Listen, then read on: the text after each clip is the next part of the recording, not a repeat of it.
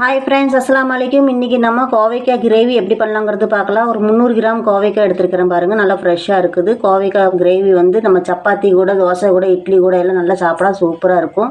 நம்ம கோவைக்காய் கிரேவி வந்து எப்படி பண்ணலாங்கிறது பார்க்கலாம். வாங்க வீடியோக்குள்ளே போகலாம்.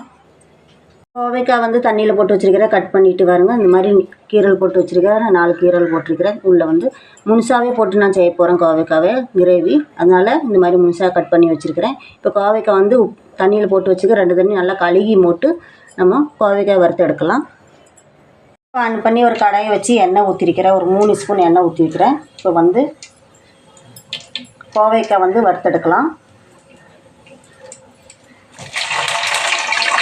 இந்த கோவைக்காய் உள்ள போட்டுட்டு வறுத்தெடுக்கலாம்.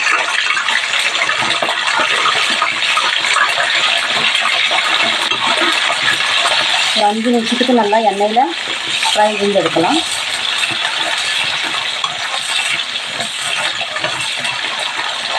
அஞ்சு நிமிஷம் நல்லா வேகட்டும். நல்லா ஒரு 5 நிமிஷம் நல்லா ஃப்ரை பண்ணி வச்சு பாருங்க. நல்லா வறுத்தாச்சு. இப்போ எடுத்துடலாம்.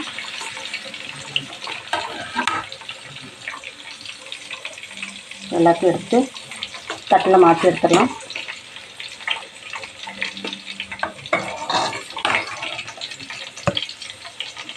எல்லாம் வறுத்து எடுத்தாச்சு. இப்போ அந்த எண்ணெயிலேயே இப்போ நம்ம தாளித்து எடுக்கலாம். தாளிக்கிறதுக்கு வந்து 1/2 ஸ்பூனு கடுகு போடுறேன்.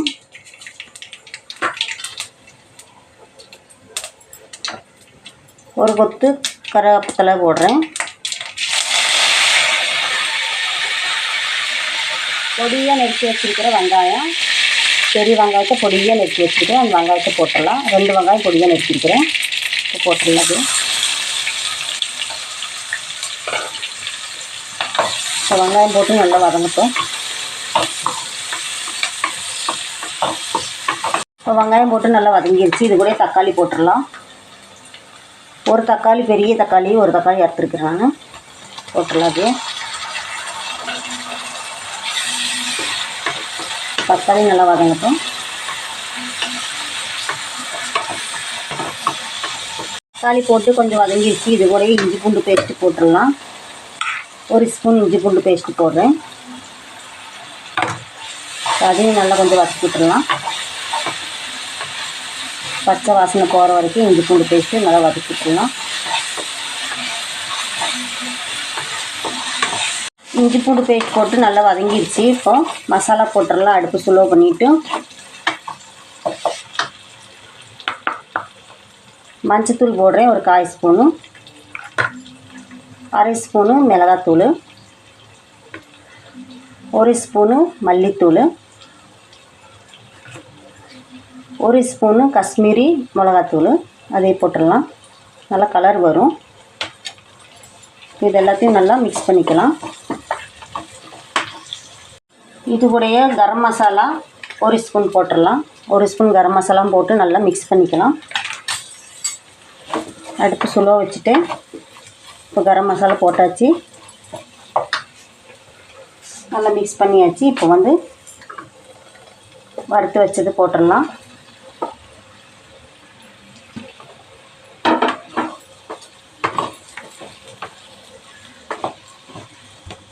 அடுப்பு சுலோலையே நல்லா கோவைக்காய் போட்டு நல்லா வறுத்து எடுக்கணும். மசாலாவில் ஒரு 5 நிமிஷத்துக்கு அப்படியே மசாலா கூடயே வேகட்டும்.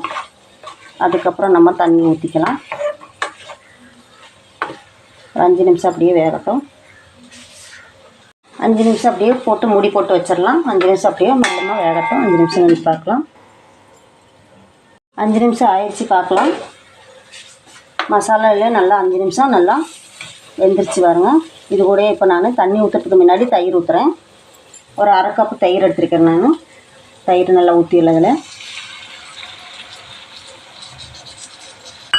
தயிர் ஊற்றி நல்லா இந்த தயிர்லேயே வேக வச்சிடலாம். தயிரை நல்லா எண்ணெய் பிரிஞ்சு வரட்டும். எண்ணெய் பிரிஞ்சு வர வரைக்கும் தயிரை நல்லா வேக வச்சுட்டு அப்புறமா தண்ணி ஊற்றிக்கலாம். மூடி போட்டு வச்சிடலாம். ஒரு 5 நிமிஷம் தயிரில் நல்லா எண்ணெய் பிரிஞ்சு வரட்டும். இப்போ ஒரு 5 நிமிஷம் ஆயிடுச்சு. எண்ணெய் பிரிஞ்சு வந்துருச்சு பாருங்க. தயிர் ஊற்றிட்டு நல்லா எண்ணெய் பிரிஞ்சு வந்துருக்கு. இப்போ வந்து தண்ணி ஊற்றிடலாம். தண்ணி வந்து நமக்கு கிரேவி தான் வைக்கணும், சாறு மாதிரி ஊற்றக்கூடாது. அதனால் தண்ணி கம்மியாக தான் ஊற்றணும், அதிகமாக ஊற்றக்கூடாது.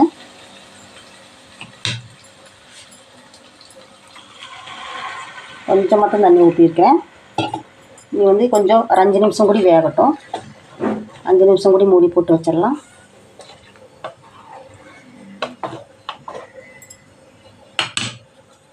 கஸ்தூரி மேத்தி வந்து கொஞ்சமாக மேலே போடுறேன் நான்.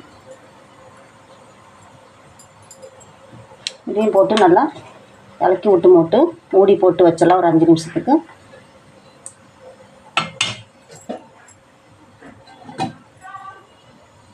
ஒரு 5 நிமிஷம் ஆயிடுச்சு. நல்லா கொதி வந்துருச்சு பாருங்க. நல்லா கொதி வந்துருச்சு பாருங்க. இது கூடயே வந்து ஒரு ஸ்பூன் உப்பு போட்டுக்கலாம். இப்போது கடைசியில் தான் உப்பு போடணும், ஃபஸ்ட்டில் போடக்கூடாது. ஒரு ஸ்பூன் உப்பு போடுறேன். 3 பச்சை மிளகா மேலே போட்டுடலாம். உப்பு போட்டுட்டு ஒரு 2 நிமிஷம் கொதிக்கட்டும்.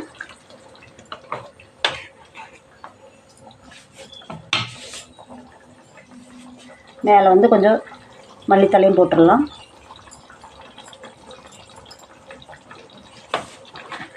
இப்போ 2 நிமிஷத்துக்கு அப்படியே விடலாம். நல்லா கொதிக்கட்டும்.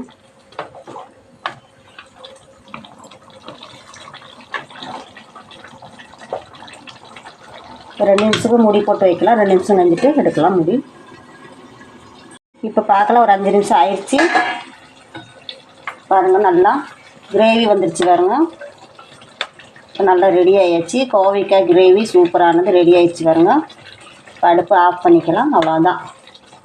அருமையான கோவைக்காய் கிரேவி ரெடி ஆகிடுச்சு பாருங்கள். நல்லா இருக்குது பாருங்கள். சூப்பராக வந்திருக்கு கிரேவி பாருங்கள். சப்பாத்தி கூட தோசை கூட எல்லாம் சாப்பிட்டோன்னா அருமையாக இருக்கும். இப்போ வந்து அடுப்பு ஆஃப் பண்ணிக்கலாம். இப்போ அடுப்பு ஆஃப் பண்ணியாச்சு. அடுப்பு ஆஃப் பண்ணிவிட்டு பாருங்கள். கிரேவி எவ்வளோ நல்லா தெரியுது பாருங்கள். நல்லா சிவப்பு கலராக நல்லா இருக்குது. டேஸ்ட்டாக இருக்கும். நல்லா டேஸ்ட்டாகவும் இருக்கும் பாருங்கள். கோவைக்காய் கிரேவி ரெடி ஆயிடுச்சு பாருங்கள். சூப்பராக இருக்குது. இது வந்து சப்பாத்தி கூட சாதம் கூட தோசை கூடையெல்லாம் வச்சு சாப்பிட்லாம். அருமையாக இருக்கும். இதே மாதிரி நீங்களும் உங்கள் வீட்டில் ட்ரை பண்ணி பாருங்கள். உங்களுக்கு இந்த வீடியோ பிடிச்சிருந்தா லைக் பண்ணுங்கள், ஷேர் பண்ணுங்கள், மறக்காமல் சப்ஸ்கிரைப் பண்ணுங்கள். பக்கத்தில் இருக்கிற பெல் பட்டனையும் கிளிக் பண்ணிக்கிங்க. அப்போ தான் நான் போடுற வீடியோ உடனே உங்களுக்கு வந்து சேரும்.